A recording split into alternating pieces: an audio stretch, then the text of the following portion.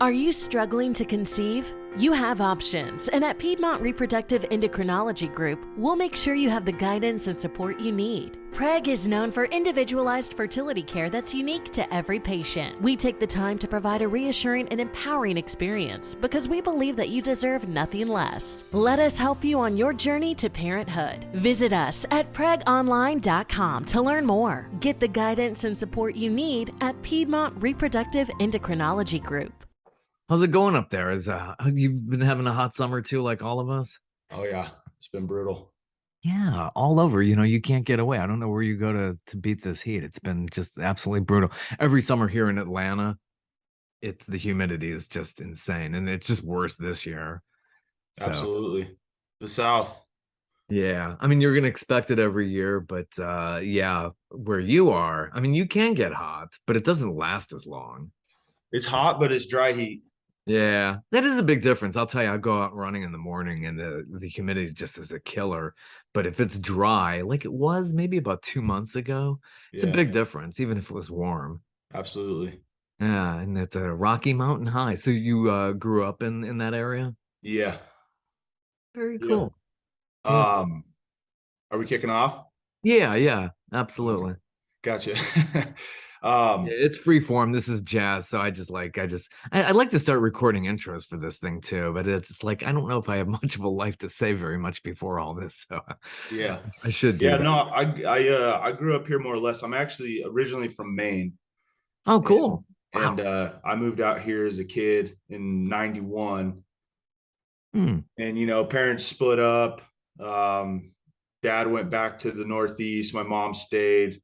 I kind of bounced back and forth in between here and there. I counted it up one day. I think I went to like 7 or 8 different schools, something like that. We moved a lot. And sometimes that's an advantage though. Like I grew up, I just stayed in the same schools and I felt kind of sheltered, but that probably gets you to get out of your comfort zone. Yeah. I mean, you make friends quick, right? Yeah. And you never meet a stranger, I guess.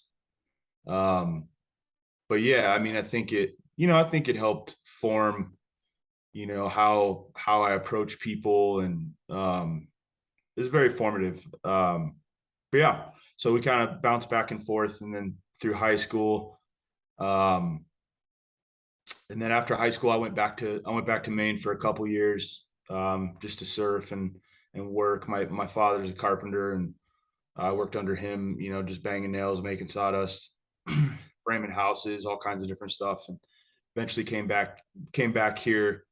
I got married to my high school sweetheart, and we have 2 kids. And yeah, it's good. All is good.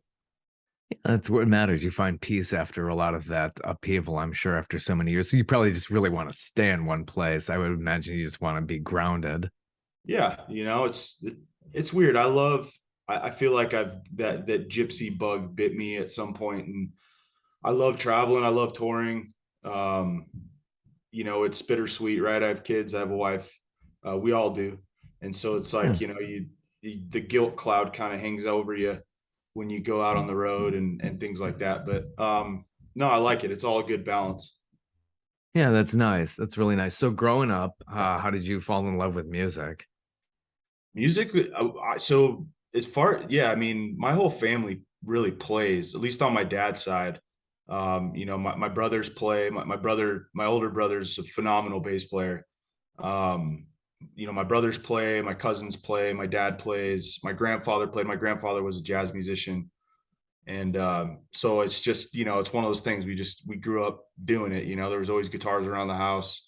My dad at one point had a small, studio in his wood shop, drums and guitars and all that stuff, and you spend enough time in the woods, and it's like the old saying, you hang out in a barber shop long enough, you're bound to get a haircut, right? Oh yeah. So, you're hanging out in the woods with really nothing to do, with all these instruments around. It really was a way to pass the time.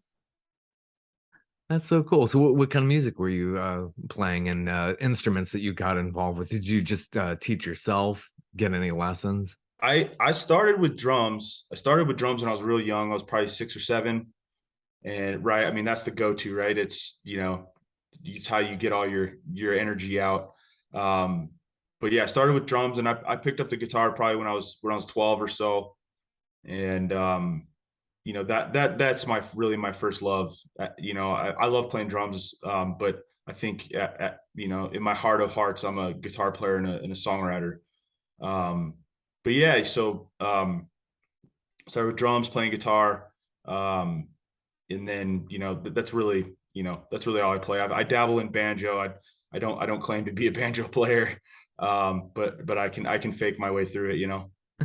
How different is banjo from guitar? My sister took up banjo at a young age. How different is that from versus the guitar? I mean, tuning wise, it's not super different. There's definitely different chord structures on it. I'd say probably the most difficult part about playing banjo is your right hand, or if you're a right-handed player, is the right hand is, different rolls and different picking is definitely the most difficult part. I mean, if you can make chords on a guitar, you can make chords on a banjo. It's just that fast picking, obviously depending on what you're doing. But if you're talking bluegrass, I mean, that's the bread and butter of a banjo right there to me.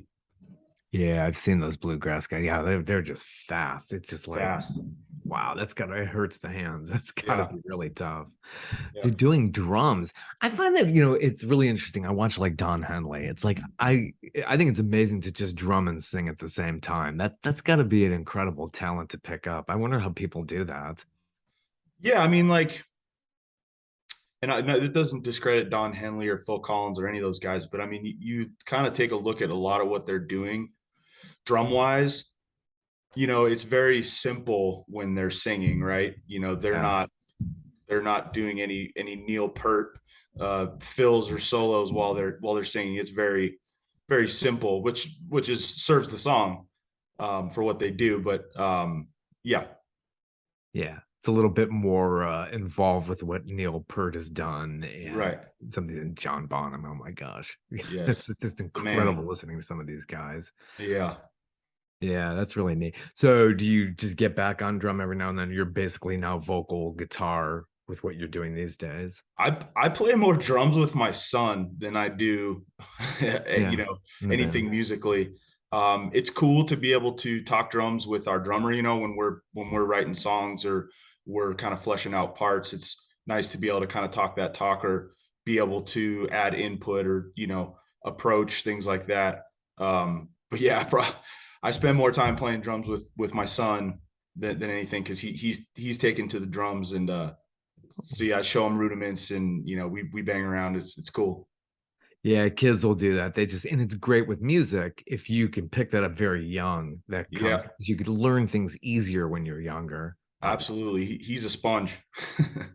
That's really cool. Yeah, speaking of Phil Collins, his son was on the last Genesis tour. Yep, Just wow, I saw some of that video and like, wow, did he pick it up? Phil Collins is lucky he got that protege to take the spot. absolutely. That's really cool. So growing up in Denver, I know in the Denver area, or were you somewhere else in Colorado? Yeah, we were kind of always in the Denver area. Yeah, there's a lot of talent up there too. So who were you listening to growing up? I mean, early on, my dad listened to a lot of classic rock. He wasn't really a country guy. So a lot of Billy Joel, Elton John, Allman Brothers, all the usual suspects, right? Yeah. Eventually, Mine too. as I got into my teenage years, I started listening to a lot of like alt country, punk rock, some metal, stuff like that. And as I got older, I started diving into some of the more classic country stuff, some of the more contemporary country stuff. And when I always feel like you need to define contemporary country. To me, contemporary country is a lot of the music that's not on the radio. Um, that's just not my thing. But Turnpike Troubadours, Randy Rogers, Jason Boland, um, you know, Flatland Cavalry, Mike and the Moon Pies, all that good stuff. Um, and then of course the classics, all the Willie Whalen, Merle, Johnny Paycheck. I like all that stuff too. Yeah, you got to seek that all out now. Like you can online, obviously through Right. Spotify. It's so segmented now. You do these specific searches because you're not going to get that on the terrestrial. Or, I mean, you got to really search for it probably on Sirius and places like that. So it's got to be really tough.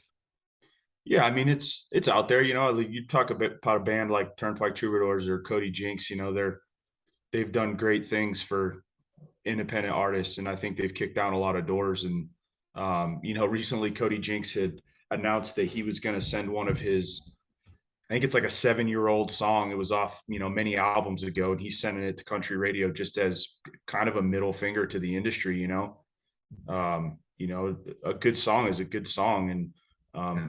it would be nice to see more of that stuff, you know, played and exposed.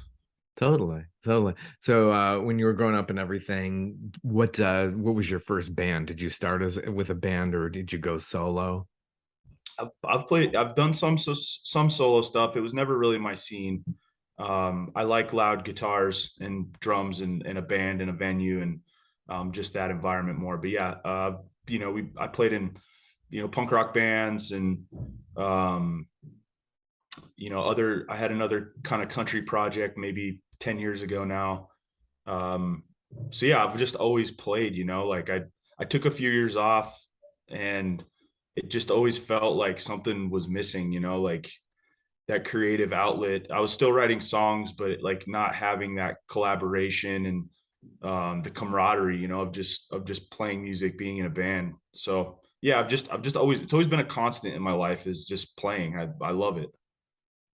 Very cool. Yeah. So you had a number of bands that led to now it's called the Barlow. The Barlow, yeah, yeah. I mean, you know, you know, I'm in my mid 30s now, and you know, some guys, you know exactly what they want to do in their 20s, you know, and they go and do it. And I was just kind of always like, I don't think experimental is the right word, but I was just kind of always searching for that thing that I do that, you know, is my, you know, my way of expression. But it's just I think now it's kind of, you know, it's kind of cemented itself like that. This is just how I write. This is what I like to do. It's the genres that I want to play. It's, I don't know. It's kind of, I feel like it's kind of all led up to this, you know. Yeah. Yeah, it really has. So the recording catalog with the Barlow, how long have you all been together and how did you form? We started in 2017, and we really just started as we're all high school buddies. We've all kind of, you know, hung out in the same circles for years. And it just started as like, let's just play some music and have fun, you know, and go play some dive bars, play some breweries. And initially you know, we just kind of dabbled with it, you know, we just kind of fit it in when we could.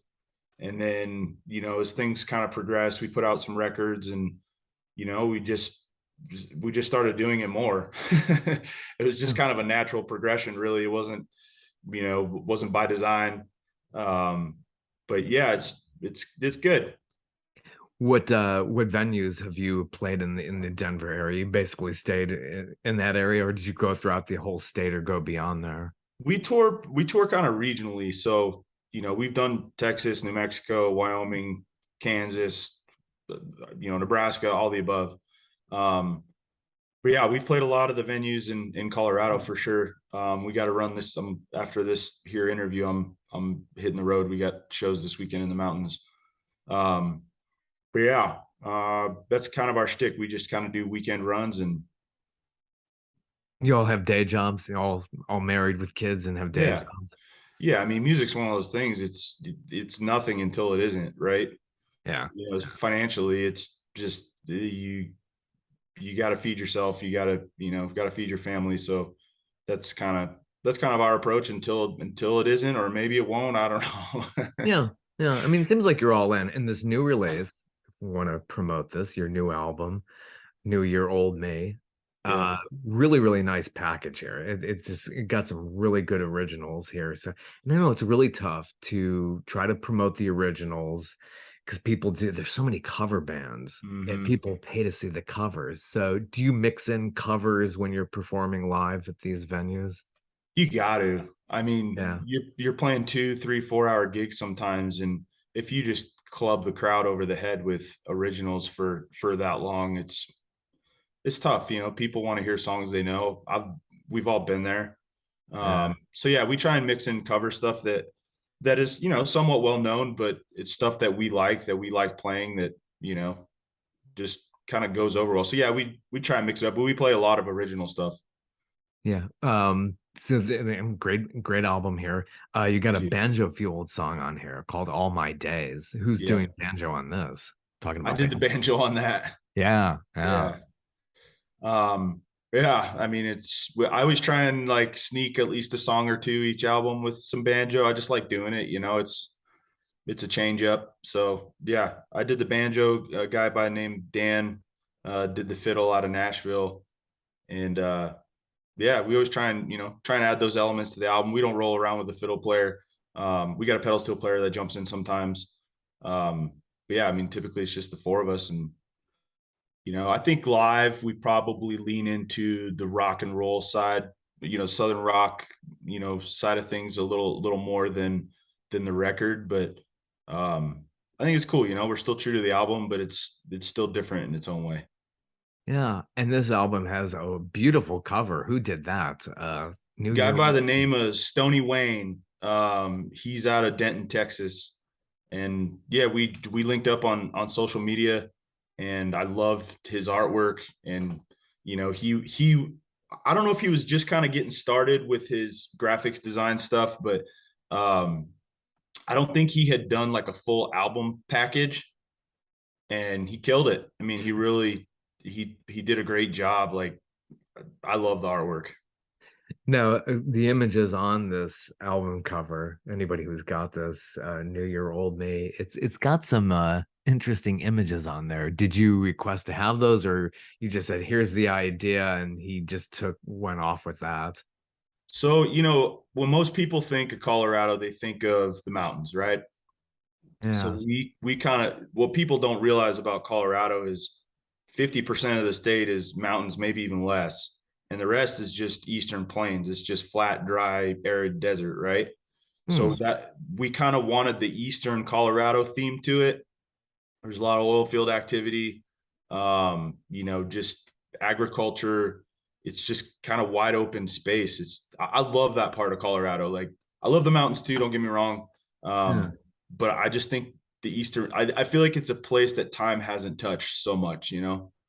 That's And interesting. You don't even think about Eastern Colorado and how much, no, yeah, it's much more flat agricultural and they're drilling for oil over there. So yeah. what cities are in that section of the state? I mean, Denver technically sits in the plains, like it's not in the mountains. So, you know, anything east of that, you know, there's Northeast Colorado, there's Sterling's up there, Pueblo's down south. Um, Yeah. but as far as well-known cities, there's not much out there. So it's, you know, when you fly into Denver, the airport's, you know, a half hour east of the city. So it's out in the middle of a field. Oh, If it's a cloudy day, you can't even see the mountains. So it's like I can't imagine how many people fly here and just think, what the hell? You I've know? had a layover there. I thought, oh, maybe I'm getting mixed up with Salt Lake City because I remember being in Salt Lake City and seeing a lot of mountainous area. Absolutely. Not so much Denver. I just had a very quick layover there once. A lot of people pass through Denver like they do here in Atlanta. So it's Yeah. Big airport. yeah, yeah. That's very interesting. Wow, beautiful. But yeah, I hear so much about the beauty in Colorado. I never really got to spend a whole lot of time there. So it's just it's got to be really, really amazing. I'm sure, which is probably inspired probably some of your writing. I'm sure if you have some songs that refer to the mountainous regions. Yeah. I mean, it's in your backyard. You take it for granted, you know? Yeah. It's we're there all the time, either playing shows or you know, I was up there last weekend vacationing with my family, and sometimes you do kind of have to remind yourself like it is beautiful, especially when you go other places, and it is beautiful. Yeah, and you don't think about like, people really liking country out there, but country's loved all over this nation. Sure. You don't think about Colorado being that. You think, oh yeah, it's the Joe Walsh song, Rocky Mountain High. They're all into that kind of thing, but it's country's popular everywhere. Yeah, no, I mean Colorado's got a good country scene. You know, we played with a lot of national acts here, and they, you know, they do well. The draws are always good, and We're not that far from Texas. It's 7 hours away, or at least Western Texas. But yeah, I mean, it does well. It's it thrives. Judy was boring. Hello. Then Judy discovered ChumbaCasino.com. It's my little escape. Now Judy's the life of the party. Oh, baby, mama's bringing home the bacon. Whoa, take it easy, Judy. The Chumba life is for everybody. So go to ChumbaCasino.com and play over 100 casino-style games. Join today and play for free for your chance to redeem some serious prizes. ChumbaCasino.com. No purchase necessary. Void where prohibited by law. 18+ terms and conditions apply. See website for details.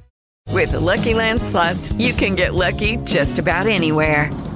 This is your captain speaking. We've got clear runway and the weather's fine, but we're just going to circle up here a while and get lucky. No, nothing like that. It's just these cash prizes add up quick. So I suggest you sit back, keep your tray table upright, and start getting lucky. Play for free at LuckyLandSlots.com. Are you feeling lucky? No purchase necessary. Void where prohibited by law. 18+ terms and conditions apply. See website for details. Yeah, you got a little bit of a punk flavor in the title track. How did that come about in you forming the title track, which obviously is like the theme for the album? Yeah, I mean, that was just I wanted to make just kind of a quirky song. Just that whole songs just kind of kind of said this before, but like it's kind of aimed at the folks that never change for better or for worse. Yeah, how true. Like like for me, it's funny, like as I get older, and I imagine you could probably relate to this, but like there's things that I liked and that I listened to when I was in my teens, in my 20s, that I still do, like not even just music, just stuff that I like to do. That's just like never changed. Like I just still enjoy doing it, music being one of them, but other things. And it's but there's like I also have like some of those friendships where they haven't changed and it's kind of for the worse. They're jaded, they're bitter. So it's just that I don't know, that song was just kind of supposed to be like just kind of quirky, like just if you're the things you enjoy just haven't changed and you're just you and it's just your stripes. And so yeah, it's a cool song. Yeah, so when you're writing lyrics, I always ask this of a lot of artists, are the words coming first or do you have that melody in your head?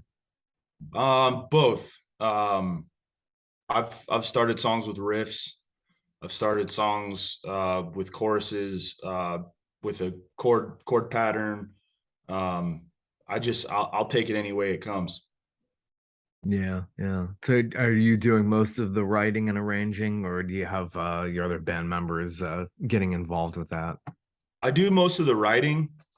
I try to bring a skeleton of a song to the guys, because I want their input, but B, I think it's important for them to have their skin in the game. So I try not to bring these finished packages. This is what it is. At that point, you're really a singer songwriter, right? Then they're your backing band. We're not a band anymore. So I like to bring that, hey, I got the verses, I got the choruses, I might have a bridge or I might have a little riff, but let's structure this thing out. What's the feel, what's the timing, all that stuff. So like everybody can kind of at least have their stake in it, So this album, this was the genesis of this album was happening when you were on your second effort, Horseshoe Lounge, and doing that tour. So you were basically, doing performing live, and you were also coming up with this album. So how did that come about? Through rehearsals? Yeah. So Horseshoe was made, during COVID.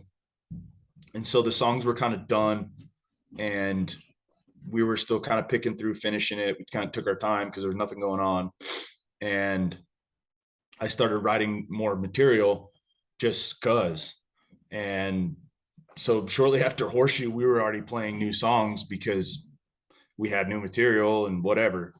And so kind of throughout last year, I was introducing new material. And we got towards the end of the year and we had booked some studio time. So we typically don't rehearse, we just go play. And so we actually set up rehearsal for a few weeks just to kind of flesh songs out and determine the timings and like everything we talked about. So just leading up to studio time. And then, we went in December and cut the drums, cut the bass. And I engineered the rest of the guitars and some of the vocals from my house. That's really cool. That's really, really cool. So putting this together, did you went to a studio called 3 Studios? We did the drums and the bass at Evergroove, which is in Evergreen, Colorado. And then I cut some of the vocals over at a buddy's house, just because it's easier to have somebody else run the computer and engineer while I'm just trying to perform. And then all the harmonies, electric guitars, auxiliary stuff, yada, yada, yada. We did all that from my house, which I like doing because there's no pressure, right? Oh, yeah. Hey, let's spend an hour jacking with this guitar tone and we didn't lose $100, Yeah. or, let's try this, let's try that. And it's really just our time. So, it was cool. Yeah. And putting it together, did you have a pretty good mixer, and did you work with files? Did people have to exchange files and things like that to send it in and mix it all together? Yeah. So at the end we had Evergroove mix it. It's not my expertise. Right. So we kick all the files to Brad, is his name. And, send him all the files. He mixes and masters it. And that was that. And, we start with the publicity train and, start doing promo stuff and interviews and all that good stuff to get it out there, Yeah. So how long has this new effort been out now? It came out June 24th. So month and a half. Pretty much hot off the presses. So that's good. Yeah. That's we're proud of it, man. It's a fun record to play. And, I think, people are listening to it, which is all you want, right? I mean, you just want people to connect with it. It's all the other stuff's cool, but like at the end of the day, it's just really, and it's always interesting to see, like, in your mind, you're always like, well, this song's probably, not necessarily a hit, but this might be the favorite. And it's always weird to see like how that shakes out, because it never goes the way you think. Yeah, that's what I understand from a lot of artists, though. When they're putting together any kind of a project, they don't know what's going to be the hit. That's the A&R person's responsibility. It's like, you don't pick what's going to be a single and get played. Right. Here's the package. I'm delivering this to the record company. I mean, we're an independent band. We are the A&R, but yeah, exactly. We're like, well, this song will probably be, it's the most catchiest, or the one that's gonna catch on the most. And it's never that way. It's just never is. Even if you're doing that all yourself and you're not working for Sony, you're working for yourself, and you're trying to do that. And it's like, it's hard to really guess. I mean, you think, oh yeah, this is going to be a real catchy hit. And it's like something else that's more of the hit. Yeah. Like I thought Josephine was going to be the one. And All My Days has really been the one you referred to with the banjo. That's really been the one that's kind of, I'm gonna say taken off, but it's done the best, number wise. And Josephine is real guitar fueled. That really is a very strong track on there. So it's like, you just don't know. Very true. You have some really interesting tracks on there. Shut It Down. What is the origin behind that? I really think that's an incredibly catchy one. Yeah. So we actually cut that one on our first record, and we've just been playing it live for so long that it's just, it kind of transformed, and we wanted kind of a second swing at it. So, we cut it again. That was actually our drummer's brother was like, you guys should recut that song just the way you play it now. And it's more Southern rock. But I wrote that years ago, back in 2018, maybe. That's really interesting. And again, a lot of artists, the legacy artists, do that too. I remember there's an Elton John track called Gray Seal, which ended up on Goodbye Yellow Brick Road, but he recorded that long before that, and they finally released that old version of it. But artists do that. They find new life in something and maybe rearrange it, and then it becomes, something way different and way better, obviously. Man, I think you're talking Elton John, the Live in Australia album, Yeah. where he went back and redid a bunch of his early tunes. That's one of my favorite Elton records. I mean, it's just amazing. Yeah, and that's when he was having vocal issues, and then maybe a year or two or three after that, he had gotten the surgery. But that orchestra that he did, that he worked with down there, is just incredible. I love the sound of that album. Yeah. Yeah, it's fantastic. Candle in the Wind had been regurgitated. It's so funny because in its original form in the early 70s, it did well. And then that live version actually ran up the charts in the 80s. And then he did the Princess Diana version, which was just like, it's amazing how much life he got out of that tune. Absolutely. Yeah, it's the gift that keeps on giving. And it's probably, a goal of every artist is to get to that level. That's like striking gold. It's just, Yeah. I get so jealous of people like that who could just like keep living off their catalog and regurgitating things. Yep. It's really, really amazing. He's the man. He's one of my favorites. Yeah, I'm going to see him, and it might be for the last time. He's coming here in September next month. So I've seen him like 7 or 8 times. Yeah. I've seen him too. I saw him with Billy Joel, the face to face. Yeah. Fantastic. Seen him with just with a piano, no band. It was amazing. He's awesome. Yeah, I saw him at a private show he did because he had spent time here in Atlanta. So like a private type, not charity. It was like an event where he was talking about AIDS, and saw the face-to-face show in 1994. That was their first one, and they told me, people in that outfit, they practiced here at the old Georgia Dome for that tour. Yeah, it was a lot of fun to see that. Yeah, good artist. Amazing. Good artist. So yeah, a lot of good tracks on your new release. Really, really, really enjoy it. Another one that really gets me is called Obsessions. Mm-hmm. That's a really good deep cut. Was that how did that come about? That one I think I was kind of jacking with the melody on that initially, and that one was just a Southern rock tune, just a little bit of riffage in there. But yeah, I mean, that one's just kind of, without putting anybody on Front Street, somebody that I know, just kind of always struggled with drugs, and they're actually, they're from the South, but, and just like that whole torment of, trying to get out of that. So, but it's weird because it kind of dovetails with like, like the lyric in the chorus of obsessions are never satisfied. And it's like, I think that can kind of be, it's kind of true, among a lot of things, right? Like, playing music, for instance, it's, for me, it's kind of an obsession, like just always chasing another song, playing more shows, and, but it's weird because it's never like satisfied. It's like it's just this like eternal search. It's like good guitar tone, right? It's just never ending. Yeah. So like, I don't know. It's kind of a weird one, but yeah, it's fun to play. Yeah, so much. Gosh, you do so well here in Georgia. If you could expand beyond Colorado, because this is all Southern rock. It's very popular still here, as much as you got Blackberry. Yeah, exactly. Yeah, fantastic band. Hope you could expand beyond that region. Definitely one of these days.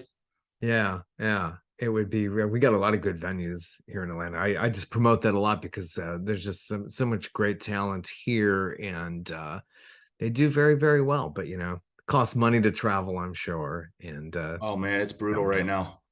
Yeah. Just getting back. So yeah, I mean, just trying to get out of the whole COVID thing. How is that? I mean, you obviously didn't perform for a while, so that must have felt a little weird trying to get back up on the horse. Yeah. I mean, it always takes a minute. You gotta stumble through a few. But, as far as like, crowds and, venues, it sometimes depends on where you're at, but, I'd say overall, it's been pretty good, Texas is always good. You play Texas on a Wednesday and it feels like a Friday, that's happened many times. But, as far as like Denver and, surrounding states and stuff, like it's all been pretty good. Like we've, people are out, people want to be out, I think seeing live music and being with other people again and seeing each other's faces and just, it's been good. Yeah, people really did this summer, really wanted to get out, and there was what they call revenge travel. They just Yeah. like want to, we're human. We want to get out. We want to have the reactions. So Yeah. boy, it's been very, very rough. I hope we never return to that in anybody's lifetime, not just ours. But Agreed. And somehow, some way, we've all been unscathed. Like playing all these bars and venues, none of us have gotten COVID. good. I don't know how. A couple of guys in the band have got it, but it wasn't from being on the road. But I've yet to get it, so I don't know. Well, if you're more likely to get it now, I would think it would be the BA5, which is a very watered down version because we're not at herd immunity. Right. But I think it would be like, oh yeah, I got a really, really bad flu, but really it could be the BA5. It's just it's getting watered down. Hopefully things just keep getting better and better and better and Absolutely. deal with this. They were beating the drum about this. It's just been awful. So I mean, out of that did come some good music, people in their lockdown sessions, I'm sure. Yep. Absolutely. Totally. So for your future, what do you plan on doing? Will this stay as just your weekend gig? Do you have dreams in 3, 4, 5 years of making this more full time? Yeah. At some point, we'd like to make the leap. It's just timing, financials and timing. So, we've got to, it's the music industry, man. It's all a crapshoot. It's all roulette. So, just keep doing it is kind of our mentality. Like, let's just keep playing. Let's keep, pushing our music and let's keep having fun. And, as long as it's still fun, and why stop doing it? Yeah, so true. So where does the name the Barlow? This is the obvious question I should have asked at the top. The Barlow, where does that come from? That comes from, so I work in the oil field, and I was living up in Northeast Colorado, a town called Fort Morgan. And I had a buddy staying with us from California. And like it's kind of a goofy story, but in California, when they describe their directions, they're like, they're going to take the 10 to the 20 or whatever their highways are. Whereas here we say, I-70, I-25. So I was just kind of, razzling him one day. He was going to the store. I'm like, oh yeah, you're gonna take the 34 over to the Barlow. There's a Barlow road in that town. And at the time we were looking for a band name, and I was just like, it's a cool name, I mean, a lot of people think that it came from the knife. There used to be a knife. I guess they're pretty sought after knives. But yeah, it's just where they're just stuck. And where can we find you on the net? It's the barlowband.com. Yes, sir. Barlowband.com. It's the same same handle for Instagram, Facebook. We're on all the Spotify's and iMusics of the world, Pandora, all that good stuff. YouTube, check out the album there. It's a Google away. And you could buy the album on that website, thebarlowband.com. And this is really cool. You got a store, you got a merch tab on there called store. A lot of good stuff on there, the CD and good merch, hats, vinyl, hats, shirts, all that good stuff. We did CDs this time. We didn't do CDs on the last record, and a lot of people asked for them, and they've been selling. I didn't think we'd sell them. I didn't think it was a thing anymore, but people like them. They want them. So that's good to hear. To have that physical copy is really nice. Actually, I do have a lot of, these MP3 files. So afraid I'd lose all this stuff, but it's great to have that physical stuff. And yeah, how many vinyl pressings do you have of this? Vinyl. We ran 100. We ran a pre-sale and we sold a bunch of them. I imagine at some point we'll have to order more. but I mean, people love vinyl. Like it's like we did a run of 100 on our last album, and they were gone. Like we thought we really did it for selfish purposes. None of the projects we had ever done, we'd pressed a vinyl. So we're like, we had a little extra money. We're like, let's press a vinyl just to have it. And we thought we'd sell like 15 of those things, and they're gone. Cool. So people like them, especially at shows, people buy them and we sign them, and, it's cool. Yeah. Like you said, it's a package. It's tangible. It's cool, Nice. Well, get this new CD or LP, and great songs on there. Mile Marker Blues, another one that really stood out for me. Great tracks on here.